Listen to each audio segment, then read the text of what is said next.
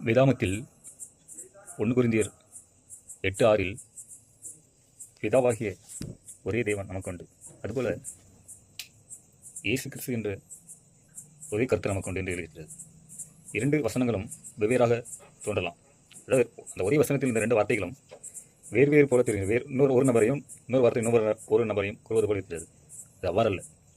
வேதாமத்தில் பாருங்கள், அது 1 கொரிந்தியர் 8:6 பிதாவாகிய ஒரு தேவன் நமக்கு உண்டு, ஒரே தேவன் அதை நல்லா புரிந்து கொள்ள வேண்டும்.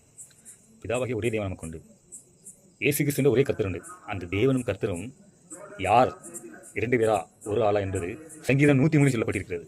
கர்த்தரே தேவன் என்று அறியுங்கள். பார்த்தீங்களா?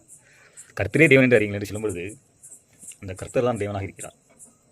ஒரே நபரை அழகாக சொல்லுகிற அந்த வசனம் பவுல் 2 பேரை குறிப்பிடார் போல் தோன்றும். அநேக பாருங்கள், போதர்கள் பிசாசினால் ஏவப்பட்டு புரட்டி வசனத்தை புரட்டி நமக்கு அதை அழகாக 2ஆக 3ஆக திருத்தி விடுவார்கள். பார்த்தீர்களா? பிதாவாகிய தேவன் இருக்கிறார், அவருக்கு கீழே இயேசு கிறிஸ்து கர்த்தராக இயேசு கிறிஸ்து இருக்கிறார் என்று. ஆனால் அது முற்றிலும் தவறு. அதே பிதாதான், அதே பிதாவாகிய தேவனாகிய பிதாவாகிய தேவன் என்ற ஒன்றுதான். அவர் தான் பாருங்கள் கர்த்தராக இயேசு கிறிஸ்துவாக இருக்கிறார். அதுதான் உண்மை.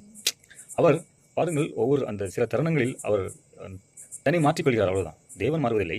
அவர் ஒரு அந்தந்த கால சூழ்நிலைக்கு பாருங்கள், தேவன் இப்போதும் எப்படி உயிரோடு அப்போது இருந்தாரோ, இந்த வானத்தின் பூமியும் படைத்தவர் பாருங்கள், மனுஷ ரூபத்தில் இயேசு கிறிஸ்துவாக இருந்தாரோ அதே தேவன் இப்போது பரிசுத்த ஆவியாக இருக்கிறார். அவர் தேவனாக இருக்கும் பொழுது பிதா என்று அழைக்கப்பட்டார். இஸ்ரவேலர்கள் அவர்கள் பிதா என்றார்கள். ஒரே தேவனின் முழு நம்பிக்கை உள்ளவர்கள். பின்பு அவர் இயேசு கிறிஸ்துவாக இருந்தார். அதை அவர் சொன்னான், மனுஷகுமாரனாக என்னை யார் என்று சொல்கிறார்கள்? மத்தேயு 15 வாசிக்கலாம். 16, மத்தேயு 15:16. ஒருத்தனை மனுஷகுமாரன் என்றால் மனுஷகுமாரன் என்றால் பாருங்கள், அது தேவனை குறிக்கிறது. அப்படி அல்ல. மனுஷகுமாரன் என்றால் தேவன் மனித ரூபத்திலிருந்து இருப்பது. அதுதான் மனுஷகுமாரன். என்னை யார் என்று சொல்கிறார்கள்? நீர் ஜீவனுள்ள தேவனுடைய குமாரன். அப்படி என்றால் என்ன? ஜீவனுள்ள தேவனுடைய குமாரன். ஜீவனுள்ள தேவனுடைய குமாரன் என்றால், ஜீவனுள்ள தேவன் பாருங்கள் மனித ரூபத்தில் வருவதுதான் தேவனுள்ள தேவனுடைய குமாரன். மனித ரூபத்தில் வருகிறார். அதுதான் அதை குறிக்கிறது. பாருங்கள், முழுவதுமே ஒரே தேவனை குறிக்கிறது. நீங்கள் அதை மார்க் 12:29 அவரே சொல்லியிருக்கிறார், தேவன் ஒருவரே. முக்கியமான அது யோசனை இருக்கு பாருங்கள், தேவன் ஒருவரே, அதை விசுவாசிக்க வேண்டும்.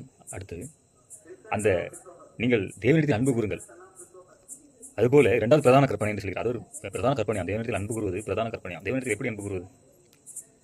பாருங்கள், தேவன் ஒருவரே, ஒரு நபருக்கு ஒருத்திக்கு ஒருவனுக்கு ஒருத்தி. அதுதான் அன்பு. அதனால் தேவன் ஒருவராக இருக்கிறார். அவர் ஒருவர் என்று நம்ம விசுவாசிக்க வேண்டும். அதுதான் அன்பு. அதுபோல் தன்னை போல் பிறனை என்று சொல்வது போல தன்னிடத்தில் அன்பு கூறு, பிறரிடத்தில் அன்பு கூறு. நமக்கு என்னெல்லாம் தேவையோ, நாம் நம்மிடத்தில் ஒருவர் நம்மளை கொடுமைப்படுத்தக்கூடாது, நம்மளை அன்பாக கொண்டு நிற்கிற போதீர்கள். அதே போல பிறரிடத்தினால் உங்கள் மனைவியாக இருக்கலாம், பிள்ளைகளாக இருக்கலாம், நண்பராக இருக்கலாம், சகோதரி இருக்கலாம், உங்கள் தேவாலயத்தில் உள்ளவராக இருக்கலாம். அவரிடத்தில் பாருங்கள், நம்மை போல நினைக்க வேண்டும். நமக்கு கொடுமை வேண்டாம், நமக்கு வெடி வேண்டாம். பாருங்கள், நமக்கு யாருக்கும் துன்பப்பட்டு நமக்கு யாரும் காலை தரக்கூடாது. அதே போல் அவர்கள் கொடுக்கூடாது. அதுதான் நண்பர். அது பிரதான கற்பனை. இது இருந்தால் நீங்கள் பைபிள் மற்ற வசனங்கள் கூட அது பெரிதில்லை.